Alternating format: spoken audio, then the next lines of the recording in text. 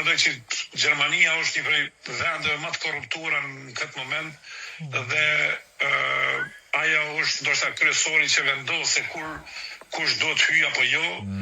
Nuk është etike çka bën Gjermania dhe mendoj që ka ardhur koha që për këto gjëra të cilat kanë bëjnë për një person apo për një diçka tjetër të mos jenë faktor për arsye se na kanë lodh ty me gjërat pa lidhje.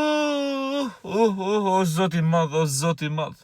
Në Gjermani s'po i zë gjumi tash. Nuk po i zë gjumi se i ka shah batoni.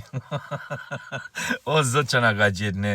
Kush e bën analizën këtu te nemër mi që të mërshme. A kupton? Ne s'kemi heq akoma shpërganin nga trupi jon, e merremi me Gjermaninë. Pra, ne që kena vend i pa korruptum dhe Gjermania që ka vendi më i korruptum në Europë. Në Europë ku bëjmë pjesë dhe neve, e kupton ti, është më i korruptum se ne pra Gjermania.